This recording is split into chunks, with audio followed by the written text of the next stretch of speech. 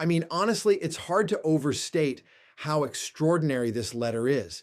I've read it multiple times now, and every time you go back to it, something else jumps out.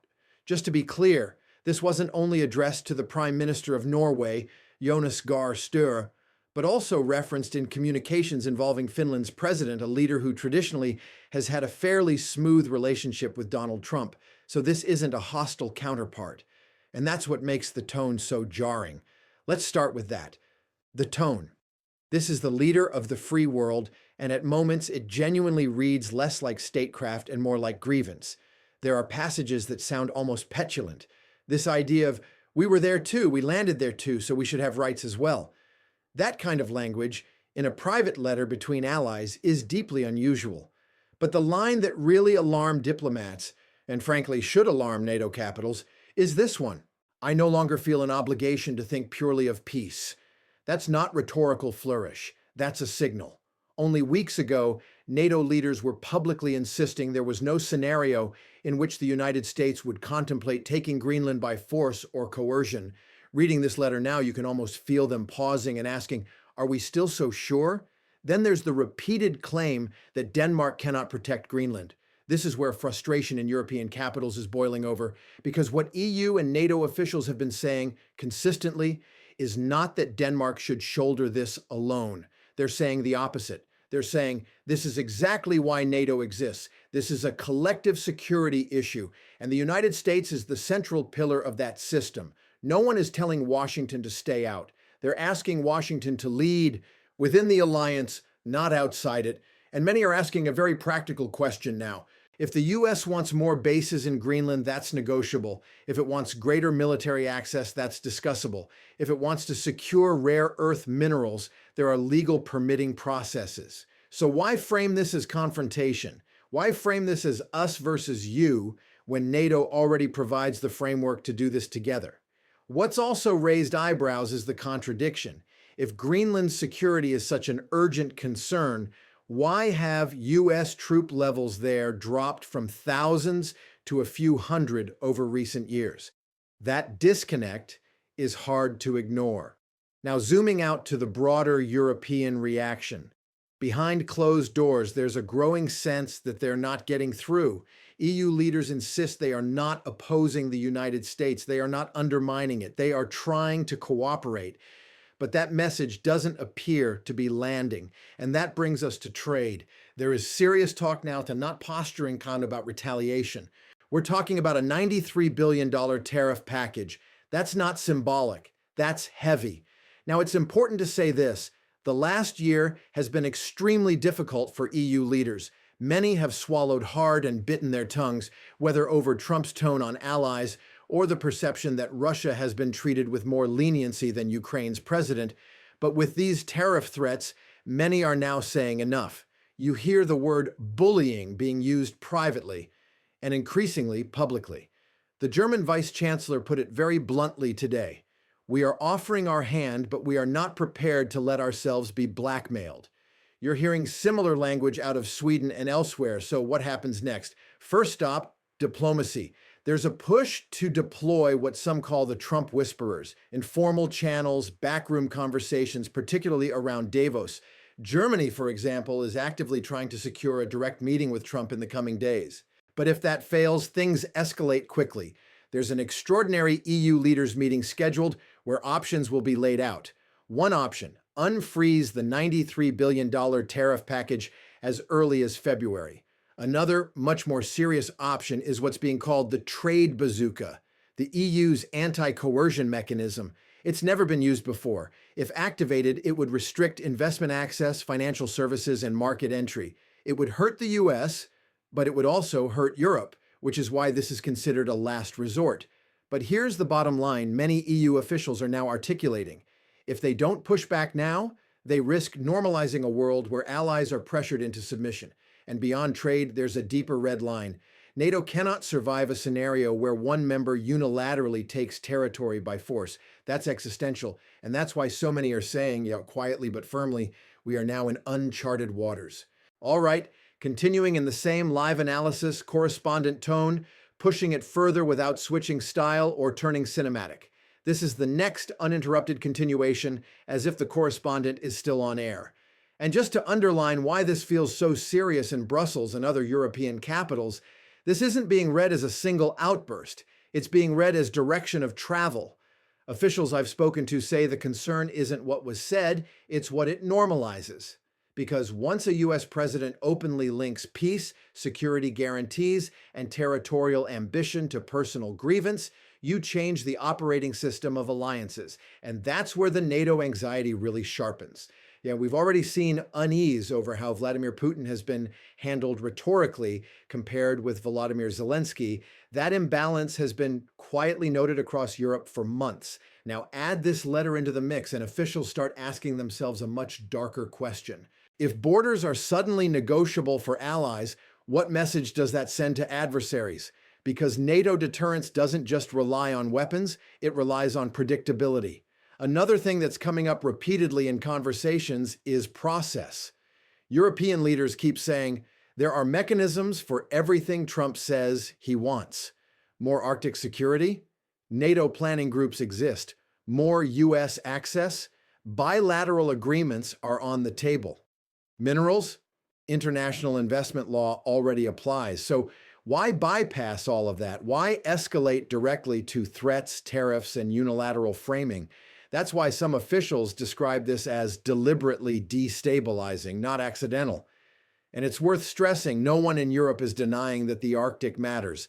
In fact, just last week, NATO partners launched a joint exploratory mission precisely because of rising Russian and Chinese activity in the region.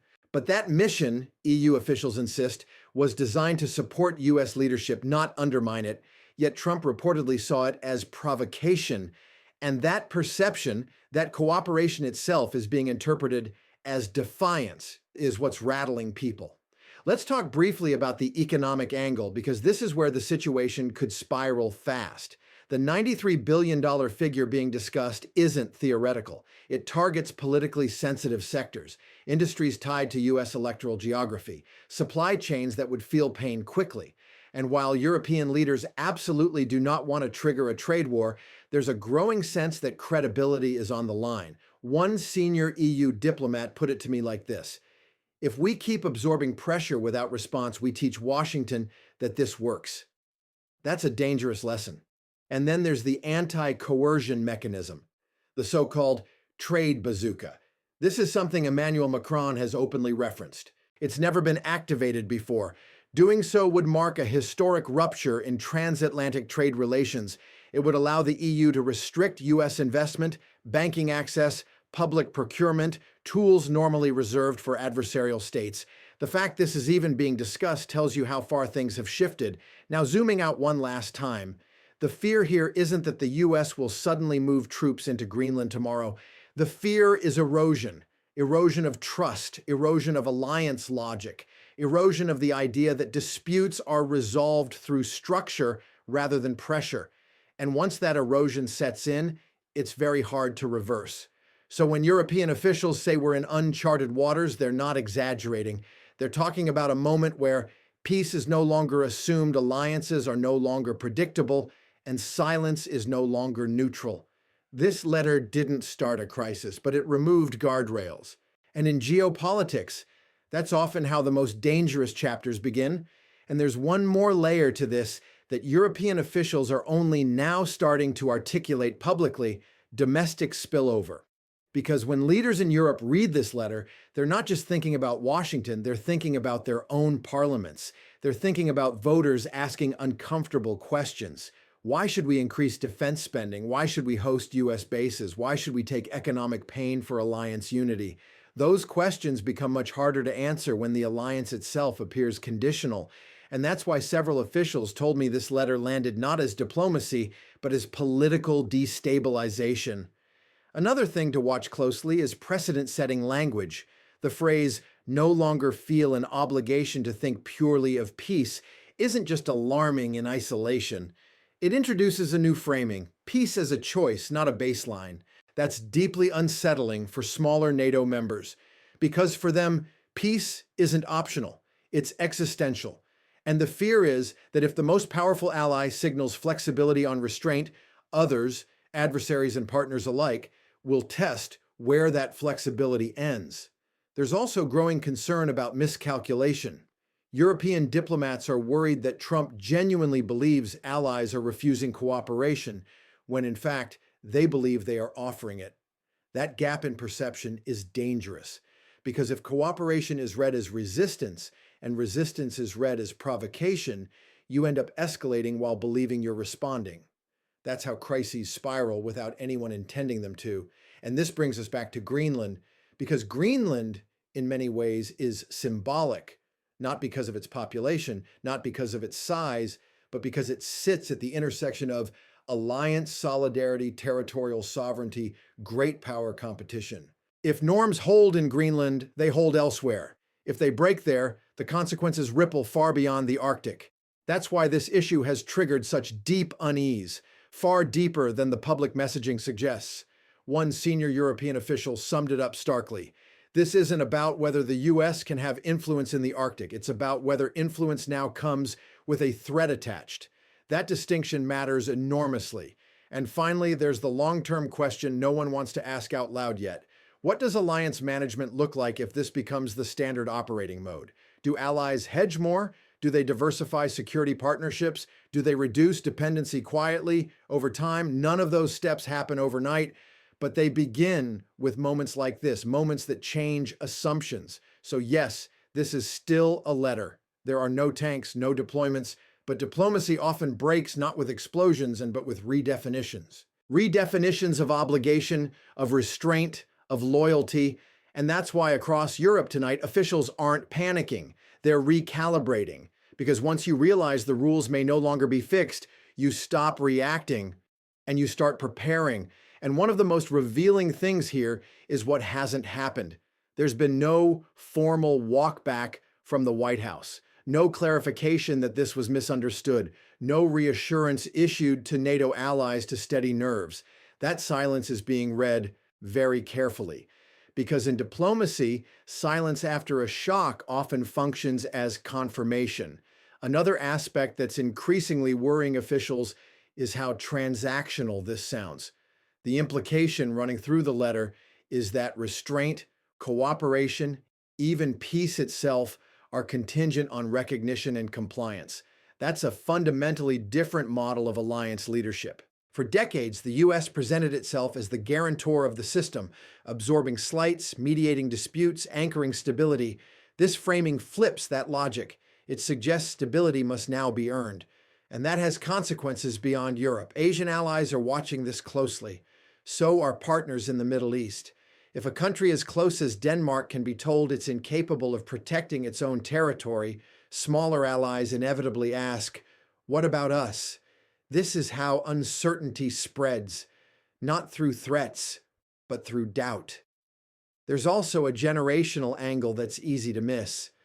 Many of today's European leaders grew up politically after the Cold War, in a world where U.S. backing was assumed. Now they're being forced to explain to younger voters why alliances still matter, while simultaneously confronting a U.S. president who appears comfortable weaponizing those alliances. That contradiction is politically toxic. And behind all of this sits a legal reality that many officials are pointing to quietly. Greenland's status is not ambiguous. Any attempt to alter it unilaterally would violate international law, NATO norms, and EU principles simultaneously. Which means if this ever moved beyond rhetoric, it wouldn't just be a crisis, it would be a systemic rupture. That's why officials are treating this moment as preventative, not reactive. So what are they actually doing right now? They're stress testing scenarios. They're coordinating messaging. They're quietly reminding Washington of the costs of isolation.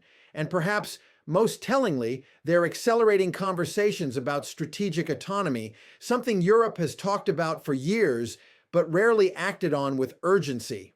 Moments like this turn theory into motivation, because here's the thing, alliances don't collapse dramatically, they hollow out. They hollow out when trust erodes, when coordination frays, when partners start planning around each other instead of with each other. And letters like this, however informal, however emotional, accelerate that process. So when officials say we are in uncharted waters, they're not predicting conflict tomorrow. They're describing a drift away from predictability, away from shared assumptions, away from the idea that power is restrained by principle rather than personality. And once drift begins, steering back is never easy. I'll stop there for now, but this is one of those moments where what happens next will matter far more than what's already been said. Because the question Europe is now asking isn't what did this letter mean? It's what comes after it.